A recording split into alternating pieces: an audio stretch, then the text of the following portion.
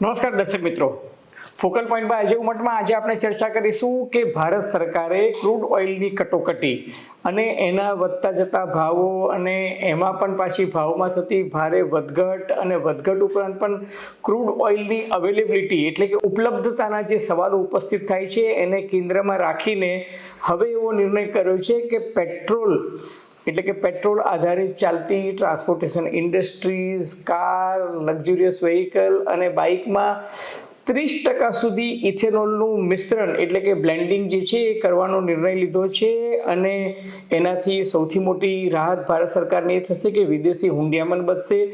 Crude ઓઇલની જે આપણે આયાત કરીએ છીએ એમાં પેટ્રોલ પોઈન્ટ ઓફ વ્યૂથી જોવા જઈએ તો 30% જેટલી પેટ્રોલની બચત છે, એટલે સરકારને તો દેખીતી રીતે ફાયદો જ છે, વિદેશી હુંડિયામણમાં પણ ફાયદો છે અને પેટ્રોલમાં ઇથેનોલ મિશ્રણ કરશે એનાથી પણ ફાયદો છે. પરંતુ ગ્રાહકોને ખરેખર શું ફાયદો છે અને શું નુકસાન છે?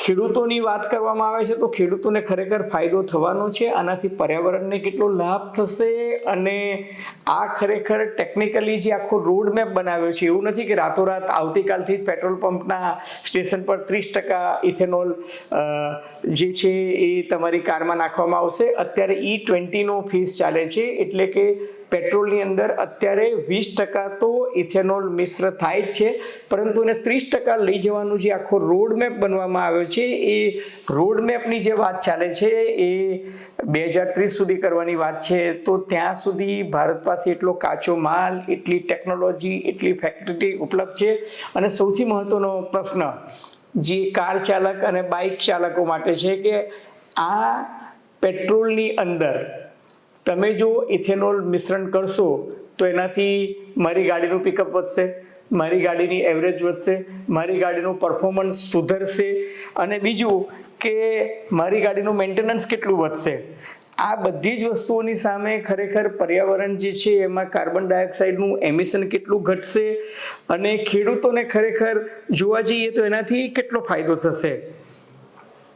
2023 એપ્રિલમાં કાર જે છે એ જેટલી પણ નવી કાર ઉપલબ્ધ થઈ એ બધામાં BS6 એટલે કે E20 કોમ્પેટેબલ એન્જિન્સ જે છે એ નાખી દેવામાં આવ્યા હતા. એટલે 2023 એપ્રિલ પછી આપણે ત્યાં લગભગ બધી જ કાર, બધું જ ઉત્પાદન જે છે BS6ના સ્ટેન્ડર્ડ પ્રમાણે છે, જે E20ના એન્જિનના જે સ્પેસિફિકેશન છે એને કોમ્પ્લાય કરે છે. હવે સરકાર E22, E25, E27 અને E30 એટલે કે પેટ્રોલની અંદર 22% 22% જેટલું ઇથેનોલ મિશ્રણ કરવાની વાત છે. E25 એટલે પેટ્રોલની અંદર 25%, એટલે માની લો કે તમે તમારી ગાડીમાં 10 લીટર પેટ્રોલ ભરાવો છો તો એ 10 લીટરની અંદર 7.5 લીટર પેટ્રોલ હશે અને 2.5 લીટર E25ની જો વાત કરું તો 2.5 લીટર જે છે એ ઇથેનોલ હશે. આ પ્રમાણેની વ્યવસ્થા થશે. અત્યારે તમે 10 લીટર ભરાવો છો એમાં 2 લીટર ઇથેનોલ હોય છે અને 8 લીટર પેટ્રોલ હોય છે. આ તમામ મુદ્દાની ચર્ચા આજે આપણે કરીશું ફોકલ પોઈન્ટ બાય અજય ઉમટમાં, પરંતુ એ પહેલાં મારી આપ સૌને નમ્ર વિનંતી છે કે જો તમને ફોકલ પોઈન્ટ બાય અજય ઉમટનો આ એપિસોડ ગમે તો એને લાઇક કરજો, શેર કરજો, સબસ્ક્રાઇબ કરજો અને હા, પેલું બેલ આઇકોનનું બટન વિના મૂલ્યે દબાવવાનું ભૂલતા નહીં, જેથી તમને અમારા નવા નોટિફિકેશન્સ મળતા રહે. તો ધન્યવાદ.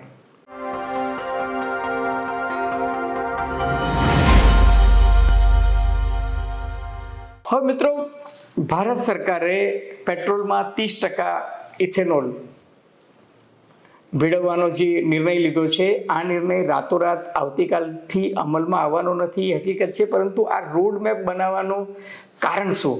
તો ભારત સરકારનું વિઝન એ છે કે ભારત સરકારના જે ડિપાર્ટમેન્ટ જે છે જેને આપણે બ્યુરો ઓફ ઇન્ડિયન સ્ટેન્ડર્ડ કહેવાય છે, એને આજે નોટિફિકેશન જે બહાર પાડ્યું એ નોટિફિકેશનમાં કહ્યું છે કે કેન્દ્ર સરકાર હવે નવા ફ્યુઅલ સ્ટેન્ડર્ડ જે છે એની ઘોષણા કરવા જઈ રહ્યું છે. અને એ જે નોટિફિકેશન છે એમાં ટેકનિકલ શબ્દ એવો છે કે admixture of anhydrous ethanol and motor gasoline, જે પોઝિટિવ ઇગ્નિશન અને પાવર્ડ વ્હીકલ્સ હોય, એટલે જ્યાં ઇગ્નિશન કે પાવર્ડ વ્હીકલ્સ હોય એના માટે જ આ એપ્લિકેબલ છે. એટલે આ એક ટેકનિકલ સ્પેસિફિકેશન છે અને એ અનુસાર હવે ભારત સરકાર એવું વિચારે છે કે ઈરાન અને અમેરિકાનું યુદ્ધ કેટલું લાંબુ ચાલે એની કોઈ ગેરંટી નથી.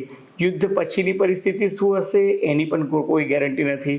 ક્રૂડ ઓઇલની કિંમતોમાં કેટલો વધારો થશે, કેટલું ઘટશે, ઉપલબ્ધતા કેટલી હશે, ભારત રશિયા પાસેથી ખરીદી શકશે કે નહીં, ઈરાનનું ક્રૂડ ઓઇલ આપણને મળશે કે નહીં, ખાડીના દેશો અને ભારત વચ્ચેની પરિસ્થિતિ શું હશે, આ તમામ મુદ્દે મૂળ ઇસ્યુ જે છે એનર્જી સિક્યુરિટીનો આવે છે. હવે એનર્જી સિક્યુરિટીનો પ્રશ્ન એટલા માટે છે કે આજે હોર્મુઝની ખાડી બંધ છે. આવતીકાલે જો ઈરાન અને અમેરિકા વચ્ચેનું યુદ્ધ જે છે લાંબુ ચાલે અને લાંબુ વકરે, દાખલા તરીકે વિયેટનામ યુદ્ધ છે 10 વર્ષ ચાલ્યું હતું, ઈરાન ઈરાક યુદ્ધ છે એ 8 વર્ષ ચાલ્યું હતું, અને અફઘાનિસ્તાનનું યુદ્ધ છે અમેરિકા અને અફઘાનિસ્તાન વચ્ચેનું એ પણ 10 વર્ષ સુધી ચાલ્યું. એટલે એ બધી જે પરિસ્થિતિ હોય એમાં ફ્યુઅલ કોસ્ટ જે છે એનો દેખીતી રીતના ઉપર જતી હોય, એ ફ્યુઅલ કોસ્ટ કટ કરીએ તો વિદેશી હુંડિયામણ જે છે એ ભારત સરકારનું બચે.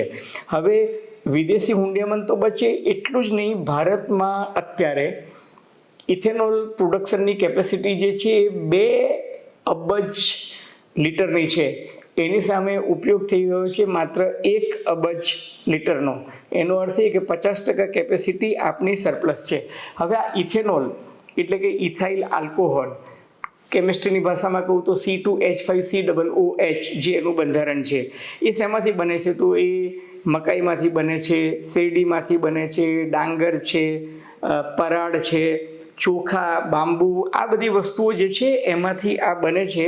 અને આ ઉત્પાદનથી ભારતીય કિસાનોને, સીમાંત ખેડૂતોને દેખીતી રીતે ફાયદો થશે, કારણ કે આ એક રોકડીયો પાક છે અને એની ડિમાન્ડ જે છે એ વધવાની છે. ઉદ્યોગોની વાત કરું તો ઉદ્યોગોએ ખાસ કરીને ઇથેનોલના ઉદ્યોગો અને સુગર ઇન્ડસ્ટ્રીઝે અને એગ્રીકલ્ચર પ્રોડક્ટ બનાવતી ઇન્ડસ્ટ્રીઝે આ સરકારના નિર્ણયને આજે વધાવી લીધો, કારણ કે એમને તો ફાયદો થયો અને અત્યારે મંદીના માહોલમાં પણ એમના શેર જે છે એ ઉચકાઈ ગયા.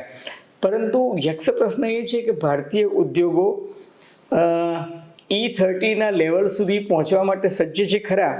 બીજું કે નવી પેટર્નની કાર કે બાઇક કે લક્ઝુરિયસ વ્હીકલ એ બનાવવાની વાત જ્યારે સરકાર કરી રહી છે, તો જે જૂની ઇન્વેન્ટરી છે, અત્યારે મારુતિ છે કે ટોયોટો છે કે હોન્ડા છે કે યુન્ડાઈ છે કે આ બધી કંપનીઝ જે છે એની પાસે જે જૂની ઇન્વેન્ટરીઝ પડી છે, તો એ જૂની ઇન્વેન્ટરીઝનું શું થશે? કારણ કે એને તો કંઈ તમે સ્ક્રેપમાં નાખી શકવાના નથી. એટલે જેમ BS6 આવ્યું અને 2023 એપ્રિલથી BS6 ના વાહનોનું જ રજિસ્ટ્રેશન થયું, તો એના માટેનો જે રોડ મેપ બનાવવાની વાત છે, એ રોડ મેપ જે એવો છે કે રાતોરાત કંઈ ઇથેનોલનું બ્લેન્ડિંગ જે છે એનું પ્રમાણ વધવાનું નથી. હવે આ રોડ મેપ જે છે 2014થી શરૂ થયો હતો. 2014માં ભારત સરકારે નક્કી કર્યું હતું કે પેટ્રોલની અંદર 0.5% ઇથેનોલ મિશ્રણ કરવાનું, પેટ્રોલમાં માત્ર 0.5% ઇથેનોલ મિશ્ર કરવાનું, અને 2020 સુધી 10% જેટલા લેવલ પર પહોંચવાની વાત હતી. હવે 2020માં 10% પહોંચી ગયા. ત્યારબાદ એવું નક્કી થયું હતું કે 2030માં આપણે 20%નો લક્ષ્યાંક હાંસલ કરશું. પરંતુ ભારત સરકારનો ઉત્સાહકો અને બીજું કે વાહનોની સંખ્યા સમગ્ર દેશમાં જે રીતના વધી એ જોતાં 2022ના અંત સુધીમાં જ ભારતે એ ટાર્ગેટ અચીવ કરી લીધું, અને એને કારણે 2025માં જે ફેઝ વાઇઝ તમે જુઓ તો 2025માં અત્યારે 20% ઇથેનોલ જે છે એ બધી જગ્યાએ અમલી બની ગયું છે.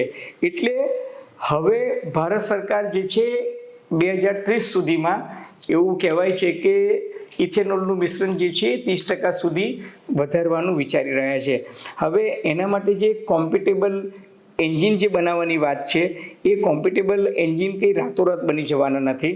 સાથોસાથ ઓઇલ કંપની જે છે એને પોતાની સ્ટોરેજ ફેસિલિટી વધારવી પડશે, એને પોતાનું ઇન્ફ્રાસ્ટ્રક્ચર ડેવલપ કરવું પડશે, એને પોતાનું સપ્લાય ચેઇન મેનેજમેન્ટ અને સપ્લાય ચેઇનની સાથે જે એડજસ્ટમેન્ટ હોય, જે ઠીક પેટ્રોલ પંપ સુધી છેક છેવાડા સુધી જોડાઈ શકે, એ બધું કરવું પડશે. એટલે ઓટોમોબાઈલ કંપનીઝ જે છે અત્યારે રિસર્ચ અને ડેવલપમેન્ટના સ્ટેજ પર ચોક્કસ છે, પરંતુ એક એવી વાત ચાલે છે કે ફ્લેક્સ ફ્યુઅલ એટલે કે ફ્લેક્સિબિલિટી વાળું ફ્યુઅલ જે છે એ બનાવવાની વાત ચાલે છે કે જે દરેક લેવલે તમે કરી શકો. કારણ કે આવનારા દિવસોમાં ભવિષ્યમાં 100% ઇથેનોલથી ચાલતા વાહનો પણ આવવાના છે અને એ ટેકનોલોજી પણ એ પ્રકારના એન્જિન જે છે એ પણ ડેવલપ થઈ રહ્યા છે. અત્યારે મામલો જે છે એ ટેસ્ટિંગ સ્તરે છે. હવે 2014થી કે 2026ની આપણે વાત કરીએ તો ભારત સરકારે 1.5 લાખ કરોડથી વધુ વિદેશી હુંડિયામણ ઇથેનોલને કારણે બચાવ્યું છે. બીજું કે પેટ્રોલ કરતાં ઇથેનોલની ઘનતા ઓછી હોય છે, એટલે એના કારણે E20 કાર જે BS6 મોડલ પ્રમાણે ઉપલબ્ધ છે ત્યાં તો બહુ વાંધો આવતો નથી, પણ જે જૂની કાર છે, જૂની બાઇક છે, જૂના વાહનો છે, એમાં ભારત સરકારના પેટ્રોલિયમ ડિપાર્ટમેન્ટે કહ્યું કે 3-6% જેટલું એવરેજ અથવા તો માઇલેજ અથવા તો જેને આપણે કહીએ છીએ ને કે એટલું આપણને એવરેજ જે છે ઓછું આપે. પરંતુ એ જે ગણતરી છે સ્ટેન્ડર્ડ રોડ કન્ડિશનમાં આવે છે. હકીકતમાં તમે ઉબડ-ખાબડ, ખાડા ટેકરાવાળા અને રફ રોડ પર જ્યારે બાઇક ચલાવતા હો કે કાર ચલાવતા હો તો એવરેજ જે છે એ ઘટી જાય છે. હવે ઘટી જાય છે એટલું જ નહીં, સાથોસાથ મેન્ટેનન્સ પણ વધે છે, પરફોર્મન્સ પર પણ એની અસર થાય છે અને પિકઅપ જે છે પિકઅપ પણ ઘટે છે. એટલે જૂના વાહનોને તો આ એક ટેકનિકલ ડિસએડવાન્ટેજ છે અને છે. અલબત્ત સામા પક્ષે ઓક્ટેન રેટ જે છે ઇથેનોલનો વધારે હોય છે, એટલે એને કારણે ઇથેનોલ સાથે મિશ્રણ કરો તો એટલું પ્રદૂષણ જે છે ઓછું થાય છે. એન્જિનમાં નોકિંગ જે છે એ ઘટે છે, એટલે એન્જિન છે એ વધારે સ્મૂથ ચાલે છે. અને બીજું કે જેટલા હાઈ કોમ્પ્રેસર ટર્બોચાર્જડ એન્જિન જે હોય છે એનું પરફોર્મન્સ ઇથેનોલની હાજરીને કારણે સુધરે છે. પણ એક ડિસએડવાન્ટેજ એ છે કે ઇથેનોલ જે છે એ ભેજને આકર્ષે છે, એટલે ઇથેનોલને કારણે એન્જિનની અંદર ખાસ કરીને ફ્યુઅલ ટેન્ક અને ફ્યુઅલ ટેન્ક તરફ જતી જેટલી લાઇન્સ, જેને આપણે પતલી પાઇપલાઇન્સ કહીએ છીએ, કે જે ફ્યુઅલ ટેન્ક તરફ જતી હોય છે અને ફ્યુઅલ ટેન્કમાંથી બહાર આવતી હોય છે, એની પર કોરોઝન એટલે કે કાટ લાગવાની સંભાવના જે છે વધી જાય છે. હવે 2023 એપ્રિલ પછી જેટલી પણ કાર કે વેહિકલ બન્યા છે એ બધામાં છે ને પોલિમર બેઝડ અથવા તો પોલિમર નહીં તો અલોય બેઝડ બધું જ સંરચના થઈ છે. એટલે નવા વેહિકલ જે બની રહ્યા છે એમાં તો રિસર્ચ એન્ડ ડેવલપમેન્ટ કરીને પોલિમર અને એલોય બેઝડ બની ગયું છે, એટલે ત્યાં કાટ લાગવાની સંભાવના નથી. પણ જે જૂના વેહિકલ છે એમાં ખાસ કરીને રબર પાર્ટ્સ છે, દાખલા તરીકે ગાસ્કેટ છે કે બુસીસ છે, એને ચોક્કસ નુકસાન થાય છે. પણ સામા પક્ષે એવી પણ દલીલ આપવામાં આવે છે કે ભાઈ જૂના વાહનોમાં તો 25,000-30,000 કિલોમીટર ચાલે, એટલે આ બધા સ્પેર પાર્ટ જે છે એ બદલવા જ પડે છે. પરંતુ ગુજ્જુ માનસિકતાની વાત કરું, જે તાર્કિક રીતે સાચી પણ જણાય છે, તો સોશિયલ મીડિયામાં હું જોતો તો ઘણા મિત્રોએ એક એવો સવાલ પૂછ્યો કે સાહેબ તમે 100 રૂપિયાનું પેટ્રોલ એની અંદર જે ગેસોલિન જેને આપણે કહીએ છીએ એની અંદર તમે ઇથેનોલ જે મિશ્રણ કરો તો એ 25% કે 30% મિશ્રણ કરો તો ઇથેનોલનો ભાવ બજારમાં લેવા જાઓ તો એ 65 રૂપિયા છે અને પેટ્રોલનો ભાવ 100 રૂપિયા છે, તો અમને એટલું નુકસાન થાય કે નહીં? પણ સામા પક્ષે સરકારની દલીલ એવી પણ છે કે ભાઈ આજની તારીખે જે પેટ્રોલ સરકાર વેચી રહી છે એ હકીકતમાં ઓઇલ કંપનીઝ જે છે રોજનું 1,000 કરોડનું નુકસાન કરી રહી છે, કારણ કે આંતરરાષ્ટ્રીય બજારમાં ભાવમાં એટલી બધી વધઘટ અથવા તો ફ્લક્ચ્યુએશન જોવા મળે છે.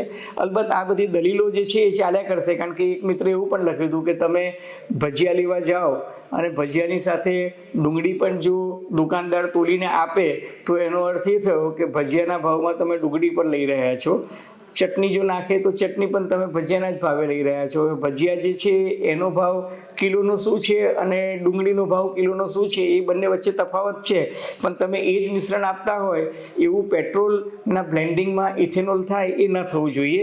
બીજી એક દલીલ એ છે કે ઇન્સ્યોરન્સ. હવે ઇન્સ્યોરન્સ કવરેજમાં એવું છે કે ઇથેનોલના બ્લેન્ડિંગને કારણે જો રબર પાર્ટ્સને કે ઓઇલ ફ્યુઅલ ટેન્કને જો ડેમેજ થાય તો એ ડેમેજ કવર થાય કે ના થાય? જૂની કારમાં 100% મેન્ટેનન્સ વધશે, પણ જેમ કાર જૂની થાય છે એમ 15 વર્ષે કાર કે વેહિકલ સ્ક્રેપ કરવાનો રૂલ પણ સરકાર જે છે એ બળજબરીથી લાવી શકશે. એટલે આ બધી જો અને તોની વાત છે. હકીકત એ છે કે 2004માં પેટ્રોલ 34 રૂપિયા મળતું હતું, આજે 100 રૂપિયાનો ભાવ લગભગ સ્પર્શી ચૂક્યા છે. ત્યારે હકીકત એ છે કે સરકારની જે નીતિ રીતિ છે જેમાં એ 30% સુધી ઇથેનોલનું બ્લેન્ડિંગ કરવા જઈ રહી છે, એનું મુખ્ય કારણ એ છે કે સરકાર એવું માને છે કે એનાથી કાર્બન એમિશન એટલે કે કાર્બન ડાયોક્સાઇડનું જે ઉત્સર્જન થાય છે એ ઘટશે. ડીઝલમાં પણ એક તબક્કે સરકાર 5% ડીઝલમાં ઇથેનોલનું બ્લેન્ડિંગ કરવાની વિચારતી હતી, પરંતુ ત્યારબાદ એ યોજના જે છે એ પડતી મુકાઈ છે. પરંતુ એક હકીકત હવે ઉડીને આંખે વળગે છે કે ફ્યુચરમાં પોલિસી બાયોફ્યુઅલની આવવાની છે. એટલે હવે બાયોડીઝલ પણ આવશે, બાયો ઇથેનોલ પણ આવશે અને કોમ્પ્રેસ્ડ બાયોગેસ પણ આવશે. એનું કારણ એ છે કે જેમ મોદી સાહેબે કહ્યું તેમ ભારતમાં પેટ્રોલ અને ડીઝલ પ્રાપ્ત થઈ શકે એના માટે ક્રૂડ ઓઇલના એટલા બધા કૂવા નથી. 88% જેટલી આયાત આજે પણ આપણે દુનિયાના બીજા દેશોમાંથી, પછી રશિયામાંથી કરીએ કે ખાડીના દેશોમાંથી કરીએ કે ભવિષ્યમાં ઈરાનનો રસ્તો ખોલે તો ઈરાનમાંથી, નહીં તો વેનેઝુએલામાંથી કે અમેરિકામાંથી કરીએ ત્યારની વાત, ત્યારે આજની તારીખે ભારતને ઉર્જા કટોકટીમાંથી, ખાસ કરીને ક્રૂડ ઓઇલની કટોકટીમાંથી જે રીતે પસાર થવું પડ્યું છે એ રીતે જોતા 2030-2032 સુધી E30નો માર્ગ જે છે એ કદાચ સરકારને ઇષ્ટ લાગે છે અને એટલે જ આ નિર્ણય લેવાયો છે. અલબત્ત ફરી એકવાર કહું કે આનો અર્થ એ નથી કે આવતીકાલથી 30% ઇથેનોલ તમારા વેહિકલમાં નાખવામાં આવશે, પરંતુ ભવિષ્યમાં એ દિશા તરફ માહોલ જઈ રહ્યો છે. એની આખી બ્લુપ્રિન્ટ અને રોડમેપ બની ચૂક્યો છે, એ વાત નિશ્ચિત છે. મિત્રો, તમને ફોકલ પોઈન્ટ બાય અજય ઉમટનો આ એપિસોડ 9 ગુજરાત સમય અને અમદાવાદ મિરરના સથવારે જો ગમ્યો હોય તો મહેરબાની કરીને લાઇક કરજો, શેર કરજો, સબસ્ક્રાઈબ કરજો. અને આપ શું માનો છો? બાયોડીઝલ, બાયોપેટ્રોલ, બાયોફ્યુઅલ, બાયોકોમ્પ્રેસ્ડ ગેસ, આ બધી જરૂરિયાતથી આપણે બચી શકીશું કે એ ખરેખર આપના માટે ઉપયોગી છે? તમારી ટીકા, ટિપ્પણી, અવલોકન, અનુમાન અમને ગમશે. ધન્યવાદ, ખૂબ ખૂબ આભાર.